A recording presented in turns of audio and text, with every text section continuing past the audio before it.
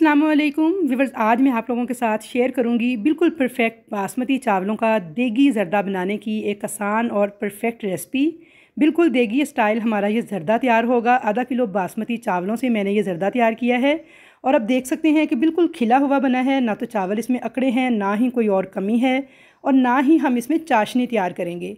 बग़ैर चाशनी तैयार किए बिल्कुल आसान और परफेक्ट तरीके से मैं आपको ये ज़रदा बनाना सिखाऊंगी। आज़मूदा रेसिपी है और इसमें एक ऐसा सीक्रेट इंग्रेडिएंट मैं आपको बताऊंगी कि जिसको इस्तेमाल करने से आपका ये ज़रदा जो है उसका जायका होगा बिल्कुल देगी टाइप ज़रदे जैसा।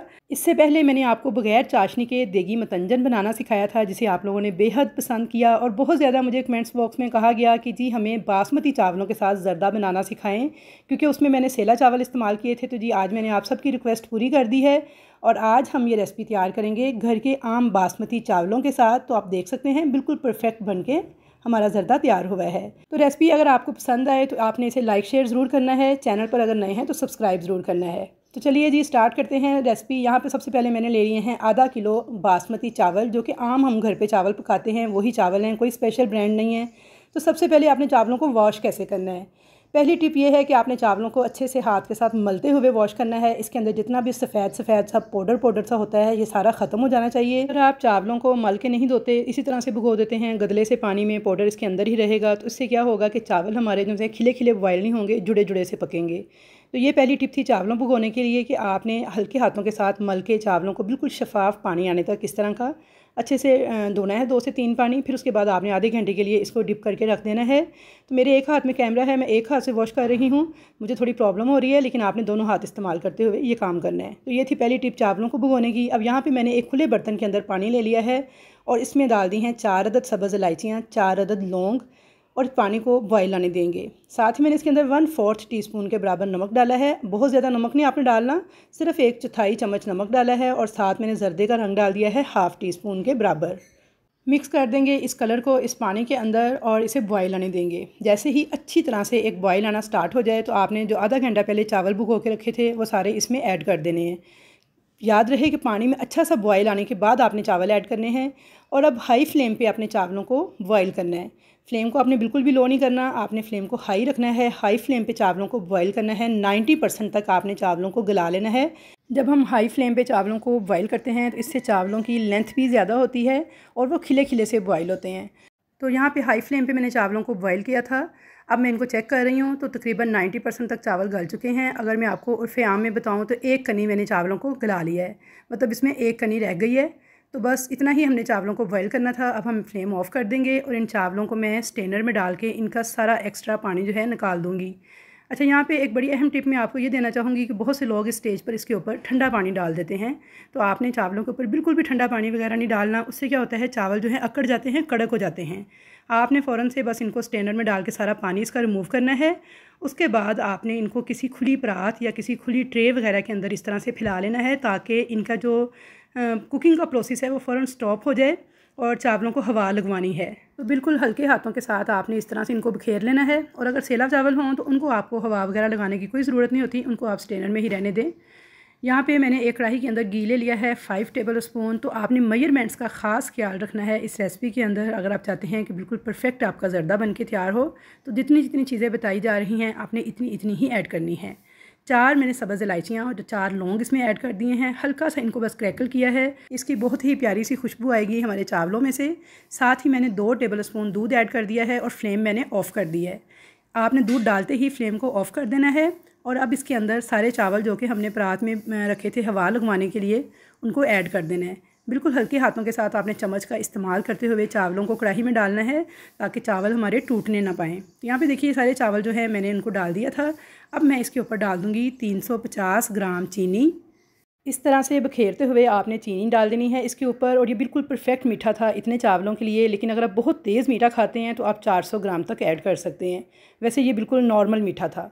अच्छा, यहाँ पे देखिए चीनी डालने के बाद अब आपने फ्लेम ऑन कर देना है और मीडियम टू हाई फ्लेम पे आपने चावलों को पकने देना है। इस चीनी के साथ हल्का हल्का आपने किनारों से बिल्कुल हल्के हाथों के साथ चम्मच को उठाते हुए चीनी को चावलों में मिक्स कर लेना है।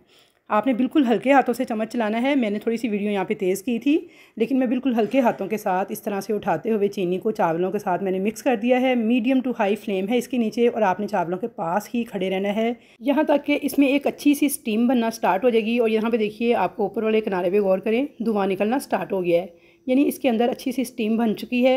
अब मैं थोड़ा सा किनारे से उठा के चेक कर रही हूँ, तो देखिए यहाँ पे चीनी जो है मेल्ट होना स्टार्ट हो गई है, शीरा बनना शुरू हो चुका है। तो अब मैं इसके ऊपर थोड़ी सी अशरफियाँ थी, थोड़ा सा नारियल था बारीक कटा हुआ, थोड़ी सी किशमिश थी, ये ऐड कर दूँगी। अब कोई से भी ड्राई फ्रूट्स ऐड कर सकते हैं, लेकिन अगर पिस्ता बादाम वगैरह आपके पास हों, काजू वगैरह हों, वो आपने ऐड करने हों तो आप उन्हें 1 टीस्पून ऑयल के अंदर हल्का सा रोस्ट करके ऐड कीजिएगा। उससे उनका फ्लेवर जो है वो बहुत ज़्यादा मज़े का लगता है। तो यहाँ पे देखिए, तमाम ड्राई फ्रूट्स ऐड करने के बाद अब मैं आपको बताऊंगी वो सीक्रेट इंग्रेडिएंट जो कि इसको देगा बिल्कुल देगी जर्दे जैसा जायका। तो ये है यहाँ पे केवड़ा वाटर।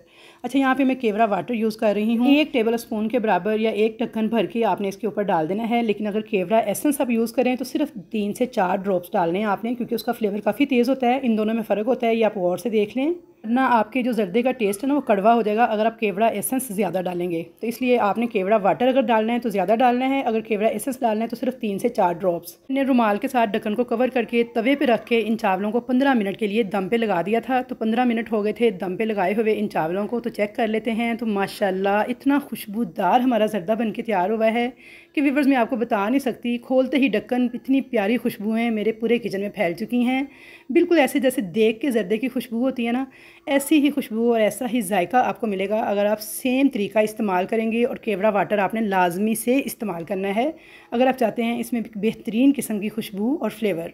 अच्छा, यहाँ पे देखिए माशाल्लाह से बिल्कुल शीरा वगैरह हमारा ड्राई हो चुका है। चावल जो हैं बिल्कुल खिले खिले से बन के पके हैं। ये देखिए, बिल्कुल भी ऐसा नहीं है कि सख्त हो गए हैं, कड़क हो गए हैं या अकड़े हुए पके हैं, बल्कि बिल्कुल सॉफ्ट जूसी हमारा जर्दा बन के तैयार हुआ है। तो चलिए मैं आपको डिश आउट करके दिखाती हूँ और साथ में चेक भी करवा देती हूँ कि ये कितने नरम और कितने जूसी बन के तैयार हुए हैं। तो चलिए इसको डिश आउट कर लेते हैं। साथ साथ एक आखिरी ज़बरदस्त किस्म की टिप मैं आपको बताऊँगी।